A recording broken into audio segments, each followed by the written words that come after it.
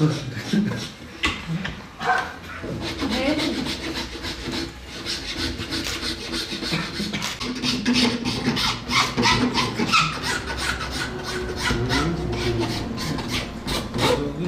Bitmişler 5.000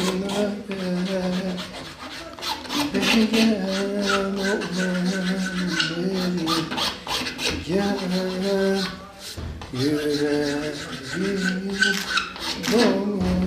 dolu yâre beri gel oğlum beri gel.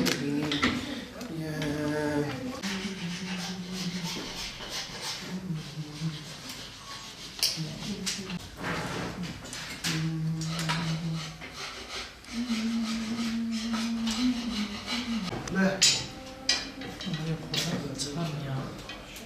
Ne fotoğraf çıkmaz herhalde. Arkadaşlar bulmadım. Hoş belliydi o.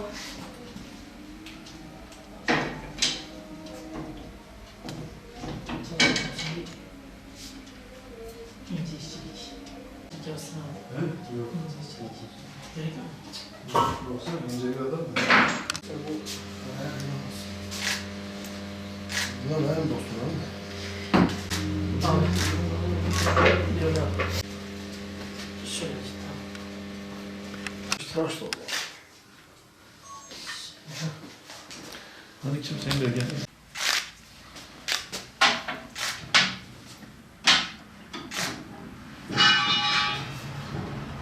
Bitlis'in Adıcavaz ilçesinde aileden 3. kuşak baston imalatı yapıyoruz. Geçtiğimiz ay Almanya'dan Gazel firmasından bir davet aldık.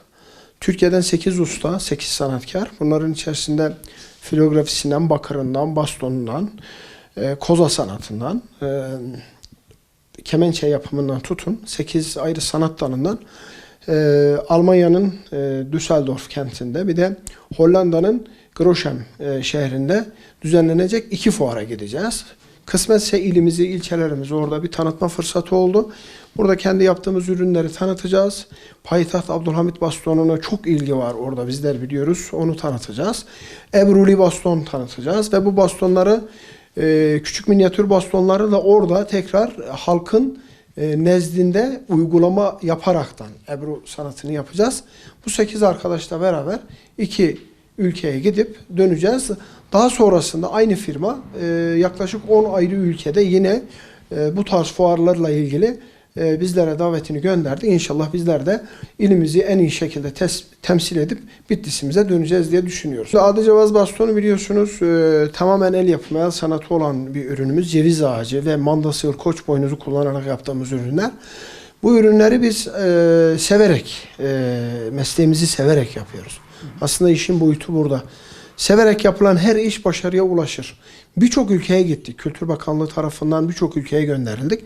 Ama ilk defa Avrupa ülkesine gidiyoruz. Avrupa ülkesinde ilk defa Adıcavaz bastonunu ve Bitlis bastonunu orada tanıtacağız. Bu da bize gurur verdi. Gerçekten biz onur duyduk.